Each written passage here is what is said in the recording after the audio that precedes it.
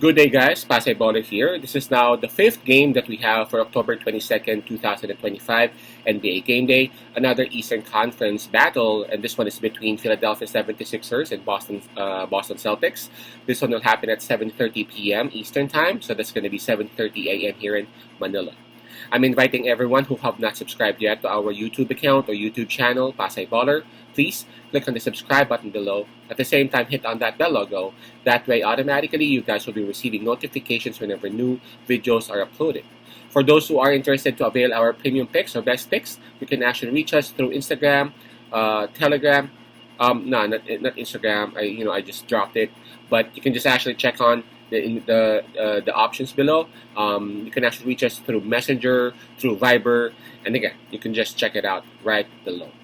All right, so let's get back to the game. The spread that is given here is minus 2.5. That's given towards Boston Celtics. Now, in terms of home court advantage, we got to give it to Boston, of course, because this one will be played in TD Garden. In terms of momentum, it's really hard to tell because, again, Boston Celtics, they weren't able to go straight towards towards what they want, and that's, of course, NBA Finals last season. But if we would compare what happened between these two teams, we have to say that somehow Boston Celtics would have some sort of a bit of an advantage.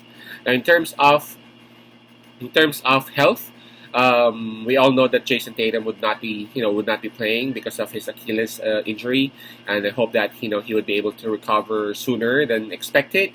While for Philadelphia 76ers, the one that they won't be having in this game is McCain. Um, it is very interesting though, because I've read some articles saying that Embiid would be available, but would have limited minutes because of his injuries and all that, because of his knees specifically. But of course, that's just so vague. We don't know what they meant by limited minutes. How many minutes would that be? Like 10 minutes, 20 minutes? We don't know.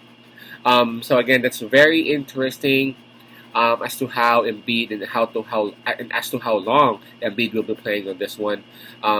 Because of the absence of Tatum, I have to say that Philadelphia 76ers would have, the advantage on this. In terms of offense, this one's tough, but I'm still picking Boston Celtics on this. Why? We all know that Tatum is out, but we all know that they were able. I'm talking about Boston Celtics, right? They were able to acquire Anthony Simons. Of course, Simons is no Tatum, but Simons is a deadly scorer. Simons is a sharpshooter, and he can actually fill in the points that Tatum will be missing.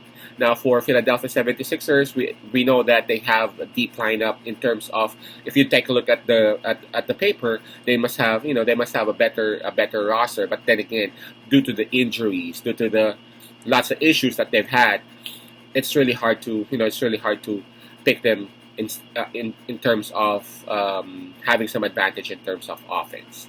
In terms of defense, we all know that Boston Celtics, that's one of their fortes, and of course, I don't have to explain.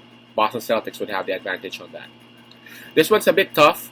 Again, minus 2.5 towards Boston Celtics. They don't have Tatum. For Philadelphia, they almost have everyone except for McCain, plus the limited minutes of Embiid.